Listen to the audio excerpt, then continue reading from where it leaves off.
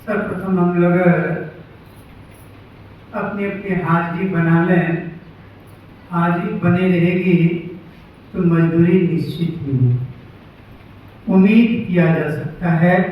तो सर्वप्रथम इस सत्संग का पूरा फल प्राप्त करने के लिए अपनी उपस्थिति सदगुरु महाराज के रजिस्टर में दर्ज करने के लिए सदगुरु नाम की जय घोष आस्था और विश्वास के साथ बुलंद स्वर में कहें, से सदगुरु महाराज की, से सदगुरु महाराज की, से सदगुरु महाराज की।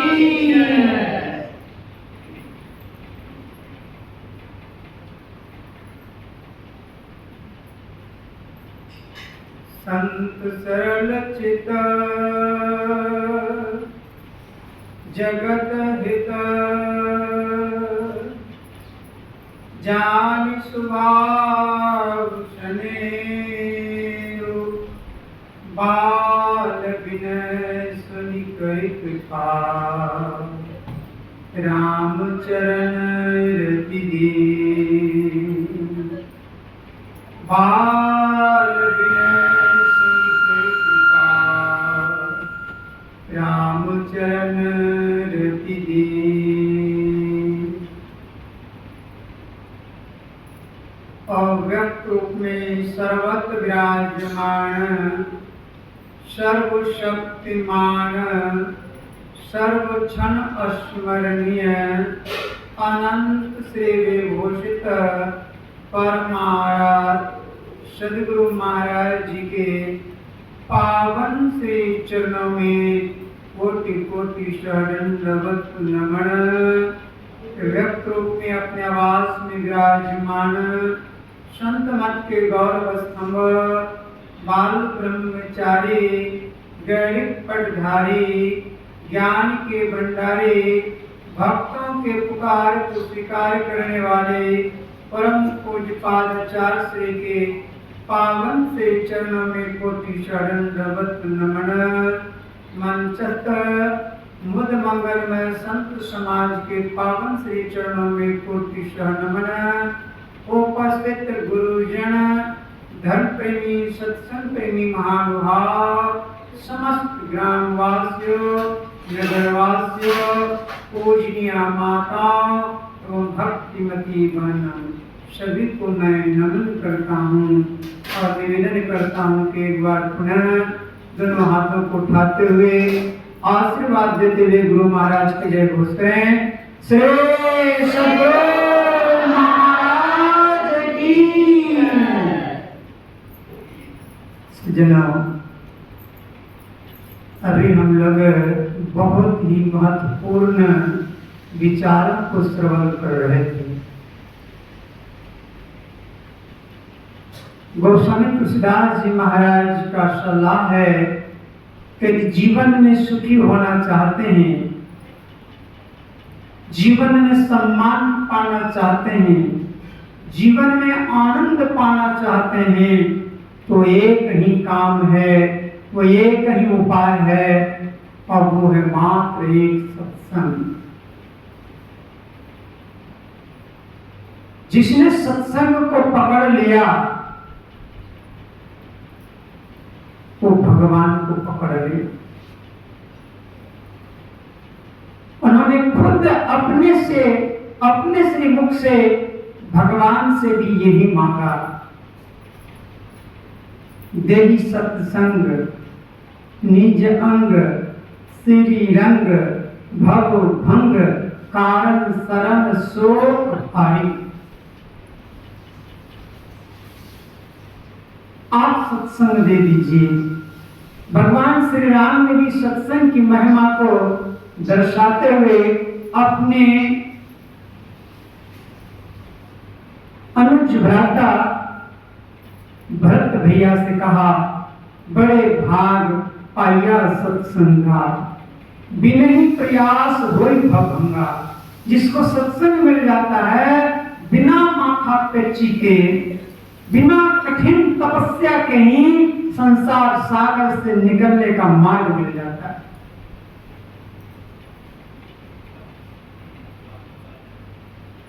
सज्जनों, ये सत्संग को जिसने जैसे भी पकड़ा उसका उद्धार कल्याण कर दिया। जो मनोयोग पूर्वक से सुना, जो श्रद्धा पूर्ण से, विश्वास पूर्ण से, आनंद मन से सत्संग सुना, गोस्वामी तुलसीदास जी महाराज गारंटी दे रहे हैं कि शरीर रहते ही मोक्ष को प्राप्त कर देता है।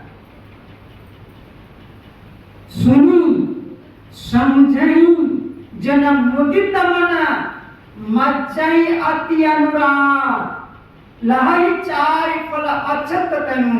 शरीर रहते, मन शरीर रहते, शरीर रहते और धर्म, काम और मोक्ष को प्राप्त कर। सत्संग में गया, अच्छा नहीं लगा, श्रद्धा नहीं हुई, तब तो सब बेकार गया।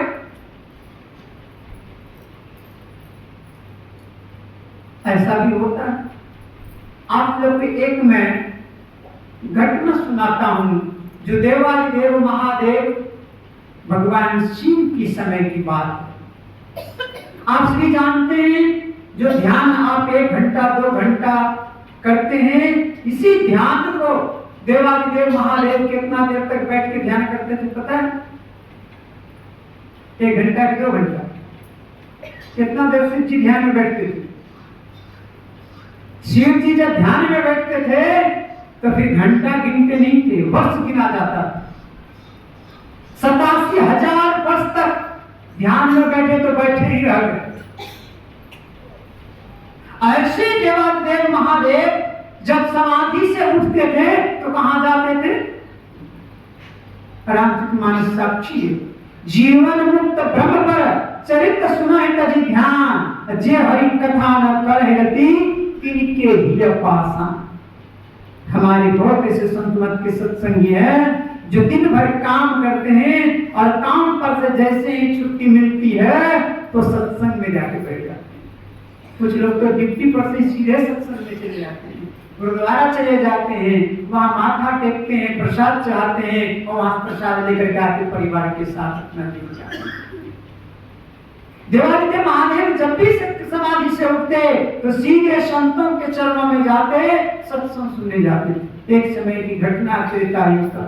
एक बार त्रेतायुग माही शंभु गए कुंभज सिपाही, संग सती जग जननी भवानी, पूजे ऋषि अखिलेश्वर जानी। बहुत ही आनंददायक से रोचक कथा को आप श्रवण करेंगे अस्थिर से। बराबर सत्संग में जाते थे। आज मां सती जब बहुत लंबे समय के बाद भगवान शिव ध्यान से उठे तो मैया सेवा में उपस्थित हो गई, पर शिव जी सीधे जाने लगे। मैया टोक दी, प्रभु आप कहाँ जा रहे हैं? आप जब उठते हैं तो सीधे आप कहाँ चलते हैं? अभी तो आप फ्रेश भी नहीं हुए हैं, अभी आपकी मैं सेवा नहीं कर सकी। भगवान शिव कहते मैं सत्संग सुनने जा रहा हूँ। कहा प्रभु, मैया को लगा कि इतनी देर समाधि में रहते हैं, सारे दुनिया इनको पूछते हैं और इन्हीं के पास जाते हैं सत्संग सुनने के लिए। सत्संग से क्या मिलता है, क्या होता है? गोस्वामी तुलसीदास जी महाराज वाणी सुन रहे थे, अभी अभी हम लोग सलाह दे रहे। मति कीरति गति भूति भलाई, जब जही जतन जहां जी पाई, सो जानब सत्संग प्रभाव, लोग कहूं वेदना आन उपाऊ। और दूसरा कौन पानी? अपनी कीर्ति यश ऐश्वर्यवान होना चाहते हैं, एकमात्र सत्संग। इन बातों को सुन करके मैया की इच्छा हो गई कि वो कोई साधारण महापुरुष नहीं, जिसके पास देवादिदेव महादेव सत्संग सुने, जिनसे ज्ञान पाने के लिए ऐसे ज्ञानी महापुरुष जाएं, तो वो कोई साधारण ज्ञानी पुरुष नहीं होंगे। इस श्रद्धा जगी, इच्छा हुई ऐसे संतों की दर्शन करने की, और अपनी इच्छा व्यक्त की कि क्या सत्संग में मैं नहीं जा सकता? देगी। ये तो होगा अति हरि कृपा जाहि पर होई, जिस पर भगवान की विशेष कृपा होती है, पाँव नहीं मारेंगे सोई, वही किसी का पैर उठता है सत्संग जाने के लिए, और नहीं तो 25 ठो बहाना है। न जाने क्या क्या लोग बोलते हैं, आप तो समाज की सुनते ही। कहा भगवान की विशेष कृपा, बिनु सत्संग विवेक न होई, राम कृपा बिनु सुलभ न सोई। ये तो भगवान की विशेष कृपा हुई, ये सत्संग जब दृढ़ दीन दयाल राघव साधु संगति पाई। जब परमात्मा द्रवित होते हैं, करुणामयी करुणा करते हैं, तब कहीं जाके साधु संतों का दर्शन, उनके वचन सुनने का अवसर मिलता है, मैं तो जीवन में भूल सकता है। सज्जनों, भगवान बड़े प्रसन्न हो गए, और मैया जब भगवान शिव के साथ चली तो पुरुषार्थ मैया का कितना बढ़ गया।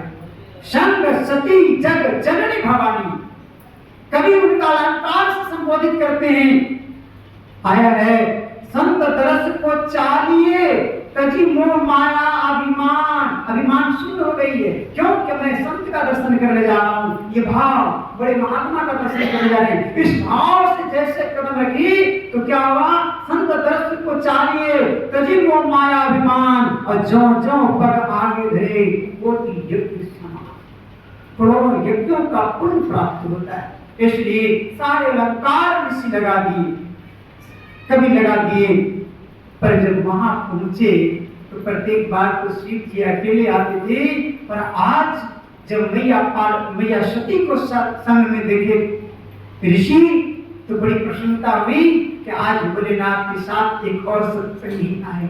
नहीं, प्रसन्नता हुई और सम्मान को दुगना कर दिया। क्यों कि स्वयं जगदम्बा चल कर आई हैं, इसलिए ऋषि उनका चरण पखाड़ते हैं और उनके आसन पर बैठा करके पूजन करते। पूज्य ऋषि अखिलेश्वर जानी भगवान शिव को, मैया सती को जान करके और ब्रह्म की वेता को जान करके उनकी पूजन करने लगे, आरती करने लगे। इन सब बातों को देख करके मैया सती को थोड़ा सा संशय हो गया, भ्रम हो गया। क्या हो गया? ये कोई बड़े बाबा जी नहीं है, ये छोटे बाबा जी हैं, हमारे ही स्वामी के चेले हैं, तो पूजन कर रहे हैं। ये कोई बड़े महाराज जी नहीं हैं। बस ये केवल भाव आया, और भाव आते ही समझते हैं क्या होता है, भाव घट जाता है। सज्जनों, तो यही हुआ, भाव खत्म, श्रद्धा खत्म हो गई, और श्रद्धा के बिना जो कर्म होता है वो निरर्थक होता है। सत्संग तो शिव जी के आदेशानुसार से प्रारंभ हो गया। बहुत सुंदर से कथा महात्मा जी कहने लग गए, पर सती जी को उसमें श्रद्धा नहीं, विश्वास नहीं, प्रेम नहीं, तो वो सत्संग को मनोयोग पूर्वक से सुनी नहीं। अब वन्य प्राणियों को देखने लग गई, पक्षियों को देखने लग गई, मन चंचल हो गया। और सत्संग में किसी का मन चंचल हो जाए तो फिर वो सत्संग कैसा होगा? जिन्हों भगवान शिव ने बड़ा सावधान किया मैया को, पर सावधान नहीं हुई तो भगवान शिव को डर हो गया कि कहीं कोई अनिष्ट ना हो जाए। पहले जाते थे तो बहुत दिनों तक रह करके कथा सुनते थे, पर इस बार क्या हुआ, जब मैया को सत्संग में मन नहीं लगा तो भगवान शिव बहाना बनाए कि अब मुझे जाने की अनुमति दीजिए। कछुक दिन तहां रही ना था। रघुपति का भगवान का कथा को सुनते हुए कुछ ही दिन वहां भगवान शिव रहे, और भगवान शिव ने मुनि से आज्ञा मानते, मुनि संग मानी आज्ञा, मुनि से आज्ञा मानने के मुझे जाने की अनुमति दे। भगवान शिव की बात को सुन करके ऋषि कहते हैं, प्रभु इतना जल्दी क्या, अभी तो आप आए, थोड़ा और पूरा कर ले। कहा पूरा घर उठ के आ गया महाराज, घर सुना है, अब तो घर जाना पड़ेगा। मुनि संग मानी विदा मांग रहे हैं, और चले भवन। संग कौन? दक्ष कुमारी। न सती, न भवानी, न जननी, न जगदम्बा, कुछ नहीं। कौन जा रहा संग में? जब उधर से लौट रही है तो कौन संग? दक्ष कुमारी। मुनि संग विदा मांगी त्रिपुरारी, चले भवन संग दक्ष कुमारी। केवल दक्ष प्रजापति की बेटी जा रही है। आ रहे थे, कौन आ रहे थे? सती, जननी, जग भवानी। इतने अलंकारों से कवि संबोधित कर रहे हैं, पर जा रहे केवल सत्संग के प्रति श्रद्धा में, मनोयोग पूर्वक से सत्संग सुनी नहीं। परिणाम क्या हुआ? सारा अलंकार खत्म और एक दक्ष की बेटी जा रही है। परिणाम क्या हुआ?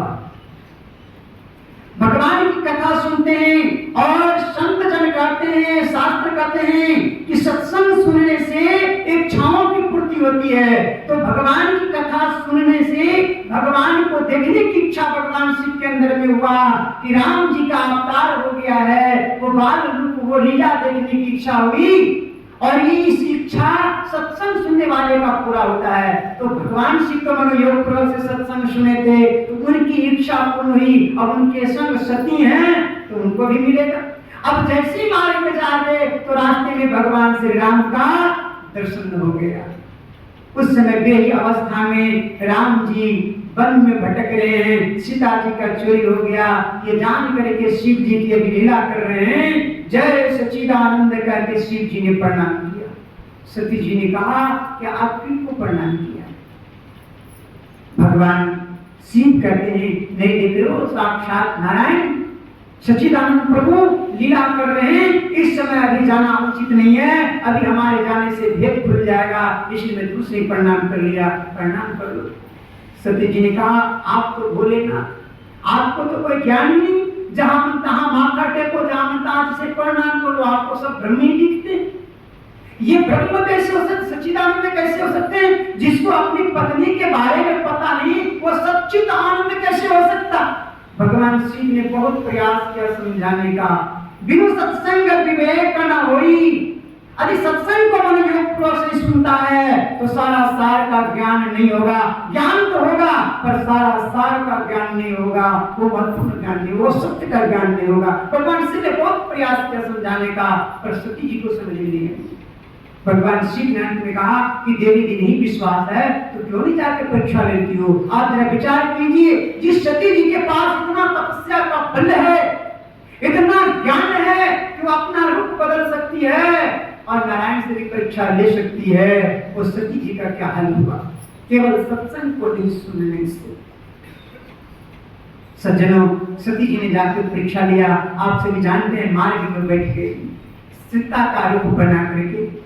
जो ही भगवान श्री राम ने देखा, मर्यादा पुरुषोत्तम भगवान श्री राम ने एक बार तो नजर फेर दिया कि इस समय उचित नहीं है, पर मां को यकीन नहीं हुआ और जिठाई की पुनः आगे आकर के मार्ग में बैठ गई। तो भगवान को लगा कि अभी इलाज नहीं करूंगा तो भयंकर बीमारी का रूप लेगा, इसलिए भगवान ने इलाज करने के लिए उनके सम्मुख हो गए और हाथ जोड़ के कहते हैं, मैया यहाँ अकेली हो, बाबा भोलेनाथ का है। ये सुन करके सती मैया घबरा गई और घबरा करके आंखें बंद कर ली। ये क्या हुआ? आंखें बंद की तो सामने क्या देखती हैं? राम लक्ष्मण सीता। आंख खोलती हैं तो देखती है राम लक्ष्मण सीता। पीछे देखती हैं तो राम लक्ष्मण सीता। बगल देखती हैं तो राम लक्ष्मण सीता। इधर देखती हैं तो राम लक्ष्मण सीता। अब जिधर देखिए राम लक्ष्मण सीता। मैया बहुत लज्जित हुई और घबरा गई। भगवान ने अपना माया समेटा और आगे निकल गए। लज्जित होकर के मैया लौटी और क्या बोली भगवान शिव? भगवान शिव ने पूछा, देवी परीक्षा ले ली? मैया ने थोड़ी सी यहाँ मिस्टेक की। सत्संग को नहीं सुनने से सत्संग में कहा जाता है झूठ नहीं बोलो, चोरी नहीं करो, नशा नहीं करो, हिंसा नहीं करो, व्यभिचार नहीं करो। यदि ये मनोयोग पूर्वक से सुनी होती तो अपने पति से झूठ नहीं बोली होती और झूठ बोल गई कि नहीं मैंने कोई परीक्षा नहीं लिया। जैसे आप प्रणाम करके आए वैसे मैं भी प्रणाम कर। भगवान शिव का इतना समझाने के बाद भी नहीं मानी। आखिर वहां जाकर क्या की? जब भगवान शिव ने आंख बंद करके जब देखा ये तो सीता का रूप बना ली है। बस उसी समय से पत्नी भाव खत्म, क्योंकि भगवान विष्णु को इष्ट मानते हैं और लक्ष्मी को माँ मानते हैं भगवान शिव। अब माँ के साथ पत्नी का व्यवहार कैसे हो सकता है? उसी समय मन से ही भगवान शिव ने सती जी का परित्याग कर दिया और बामें तरफ से आसन को उठा करके सन्मुख आसन दे दिया। क्या पत्नी व्यवहार नहीं? और जिस नारी का पति त्याग कर दे उस नारी का क्या हाल होता है, यहाँ कहने को बाकी नहीं। सज्जनों, परिणाम क्या हुआ कि पिता के यहाँ गई यज्ञ में और पिता का भी सम्मान नहीं पाई।